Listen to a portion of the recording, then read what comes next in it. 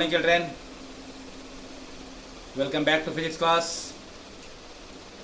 We have discussed about angular velocity, angular acceleration, or radial acceleration, or centripetal acceleration. You all know that angular acceleration remains constant throughout the circular motion. Only the direction keeps on changing, which is always directed towards the center of circular path. So angular velocity and angular acceleration, here I am writing angular velocity and angular acceleration remains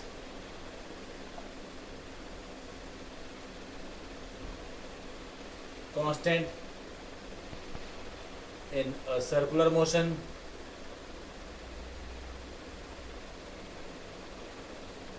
and is always directed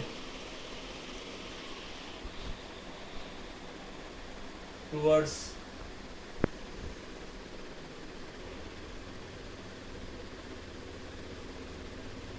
the center of circular path.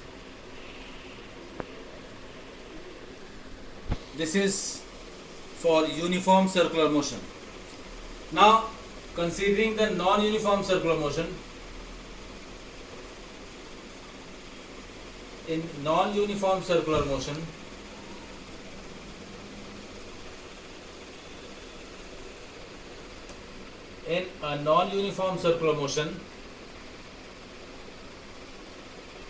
there is change in speed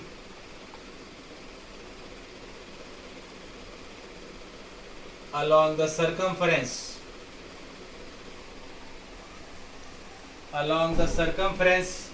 of the circular path. That means in uniform circular motion you are having only one acceleration, that is radial acceleration or centripetal acceleration, directed towards the center of circular path. But in a non-uniform circular motion you are having, along with centripetal acceleration, an acceleration directed along the circumference. So this acceleration along the circumference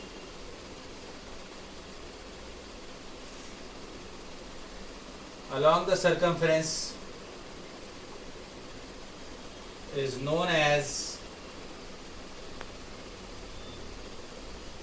tangential acceleration,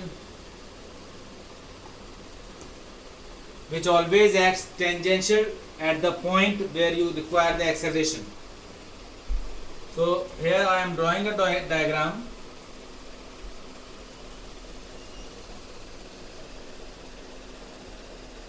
This is the center of circular path. This is the radius.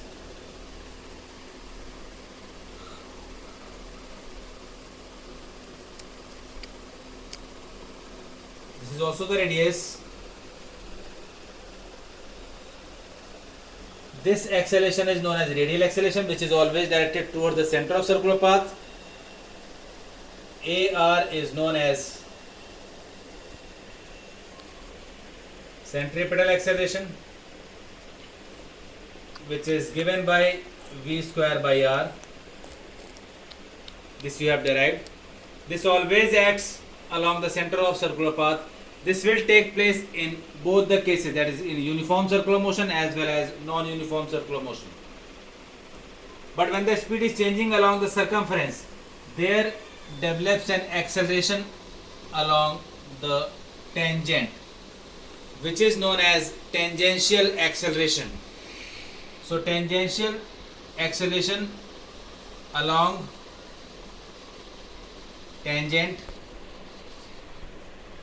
is equals to dv by dt, rate of change of speed. This is known as tangential acceleration. This acceleration will act only in case of non-uniform circular motion. So the resultant of this acceleration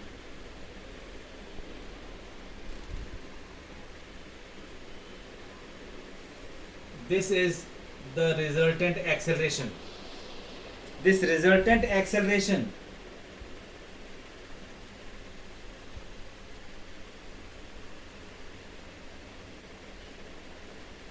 so the resultant or net acceleration in non-uniform circular motion, resultant acceleration A, because AR and AT are perpendicular, so by vector resultant it is AR square plus AT square. T means tangential, R means radial. That is A is equals to V square by R whole square plus dV by dt whole square. This is the net acceleration in case of non-uniform circular motion. So the one factor which is adding here is tangential acceleration in non-uniform circular motion. But in case of circular motion, there is no such tangential acceleration because speed remains constant and only acceleration acting is centripetal acceleration, that is V square by R. This is only in case of uniform circular motion. So from here you must be clear that in a circular motion this component is always there, but this will come into play only when it is a non-uniform circular motion.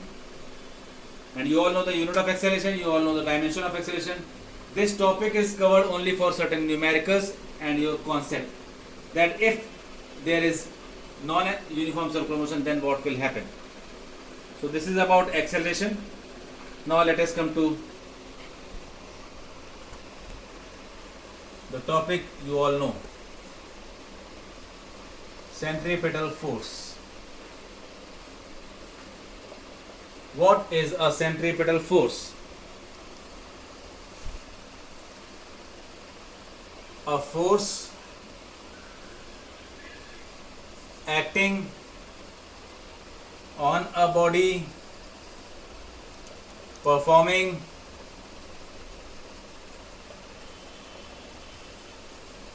circular motion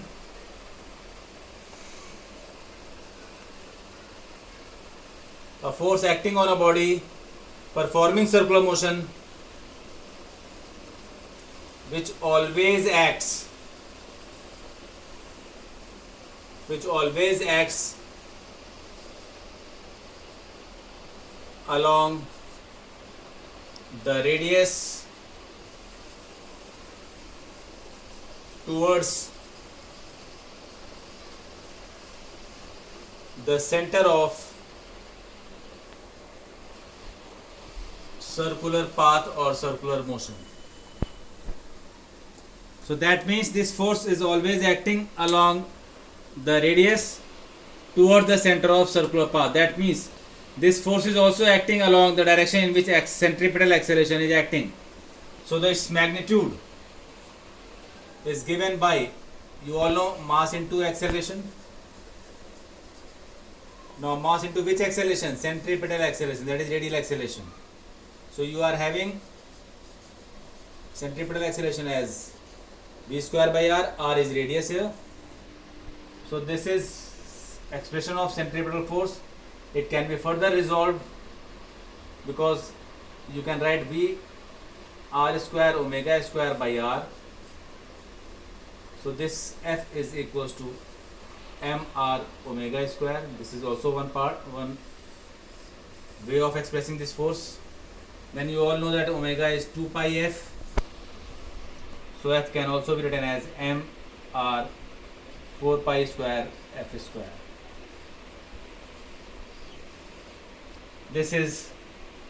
These three are expression of centripetal force. As and when required, you can use any of the component. Omega is angular velocity, F is frequency, V is linear velocity, R is radius of circular path, M is mass. So centripetal force is depending on mass. Now, you all know centripetal force because if you perform a circular motion, you must have a change in velocity which is directed towards center, which means acceleration directed towards center. Therefore, force is also directed towards center of circular path. So this force is centripetal force is a real force. Whether you perform uniform circular motion or non-uniform circular motion, there is always a centripetal force directed towards the center of circular path. If you hold a stone tied with a string and start rotating like this, you will feel a force on your finger. That force is centripetal force. So, dimension of this force, you all know, dimension of force, mLT minus 2. Unit, same as that of force, Newton or dyne or kilogram force or gram force. This is about centripetal force. This is the real force.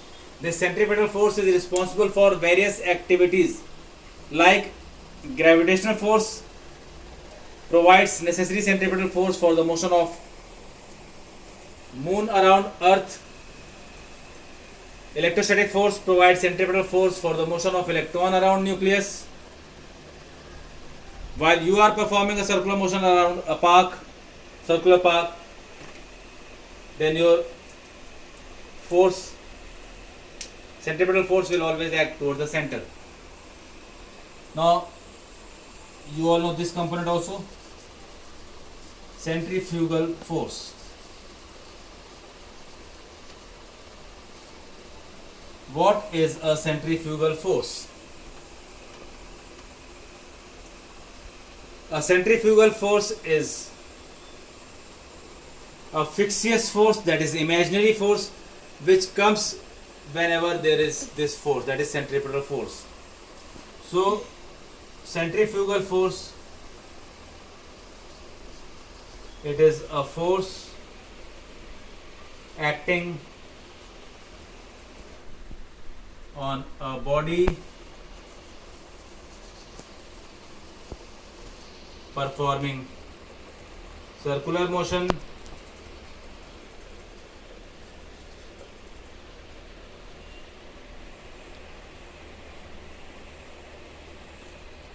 which always acts away from center of circular path. Basically, it maintains equilibrium. It balances the centripetal force. Centripetal force always acts inward. If you are moving a stone through your finger, centripetal force is acting towards your finger. But why that stone is not coming towards your finger? Because at the same time, the stone is experiencing a force which is always directed away from the center. So, this force is fictitious or imaginary force, but it is not the reaction of centripetal force. It is not the reaction of centripetal force. Which means if you are moving the stone through a string, and suddenly the string breaks. If the string breaks and centripetal force is reaction of centrifugal force is the reaction of centripetal force, then what will happen? As soon as the string gets broken, centripetal force ends. That means that stone should fall down, because at the same time centrifugal force stops working, if that is a reaction force. But what you observe? You observe that that stone moves tangentially outward which means centrifugal force takes it away. So centrifugal force is not the reaction of centripetal force. It is always for balancing, and its magnitude is same as that of centripetal force. So centripetal force and centrifugal force are having same magnitude, but direction is opposite, but they are not action reaction pair. Now we will discuss some application in the next video.